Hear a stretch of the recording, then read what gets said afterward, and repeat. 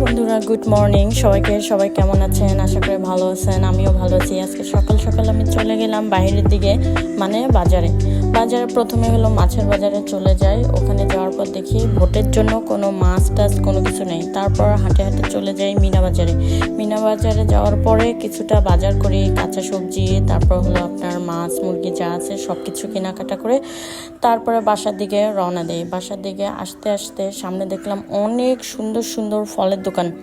ফলগুলো নিতে চাইলাম, এত দাম যে কি আর বলবো। সব ফল বাদ দিয়ে একটা ফল কিনলাম, সেটা হলো স্ট্রবেরি কিনে টিনে তারপর বাসায় আসলাম। আমি বাসায় আসতে আসতে বাইরে এক কাপ চা খেলাম। চা খাওয়ার পর মনটা একদম হালকা হয়ে গেল। তারপর আমি আসলাম বাসায় আসার পরে রান্না বান্না শুরু করলাম। যা একটু টুকটাক কাজ ছিল, কাজটা করার পরে তারপর শুরু করলাম রান্না। আজকে রান্নাটা করছিলাম হলো সিম, আলু, তারপর হলো আপনার বেগুন, তারপর হলো সরিষা বাটা দিয়ে একটা সুন্দর করে রান্না করেছিলাম। এত মজা হয়েছিল।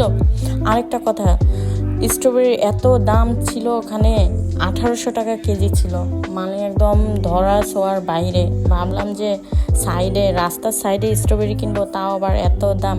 নন্দভাইয়া বলতেছে আসেন একটু করি, মজা করি। বললাম ওকে করেন। এই রান্নাটা হলো আমার একদম নানির, মানে এই রান্না করতে আমি একদম কাঁদে ফেলছি। মানে কি বলবো, আমার নানি যখন বেঁচে ছিল এই রান্নাটা এত সুন্দরভাবে করতো বলার বাইরে, আর এত মজা হয়েছিল।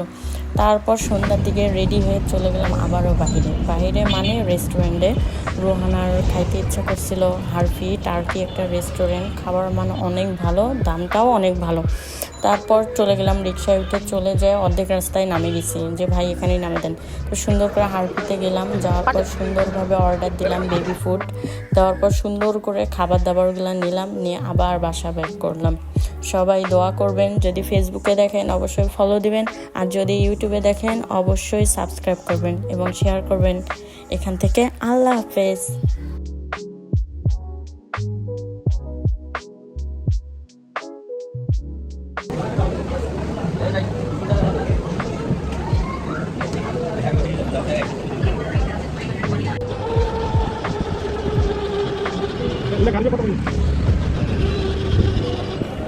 ও হ্যাঁ, আরেকটা কথা বলতে তো ভুলেই গেছি। রাত হতে না হতে আফসানা আপু চলে আসলো। বাই।